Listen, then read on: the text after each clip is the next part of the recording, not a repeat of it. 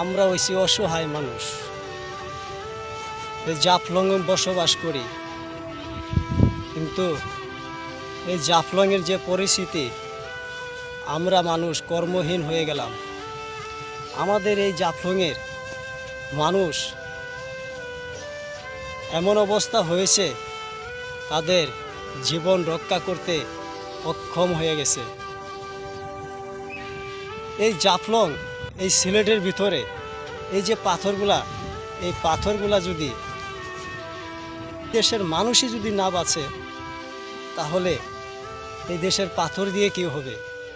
যে আমাদের মতো মানুষের চাইতে এই পাথরের মূল্য কি বেশি? আরে ভাই, এই দেশে যদি মানুষই না বাঁচে, না খাইয়া মারা যায়, তাহলে এই পাথর দিয়ে কি করবেন?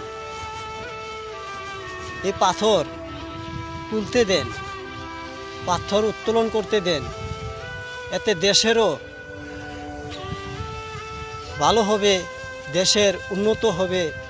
এই দেশের সাধারণ মানুষগুলো পেট ভরে ডাল ভাত খেয়ে তার এই জীবনটাকে রক্ষা করতে পারবে। এটা তো নদী, এই নদীতে এই পাথরগুলা যদি পড়ে থাকে, দেশের কোনো কাজে লাগবে না, এটা শুধু মাটির তলেই যাবে।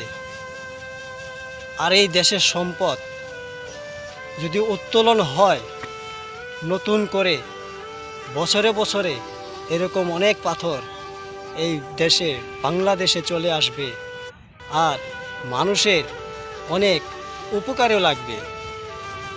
আমরা যখন উপবাস থাকি,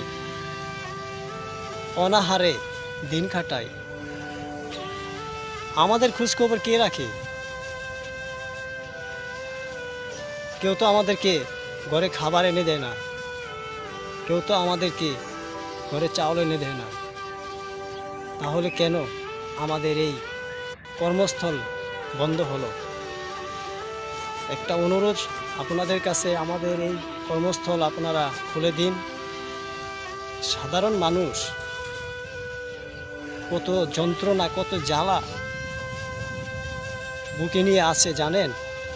জানেন না। একটা সাধারণ মানুষের পাশে আসুন, তার পরিস্থিতি দেখুন, সে কত সুখে আছে।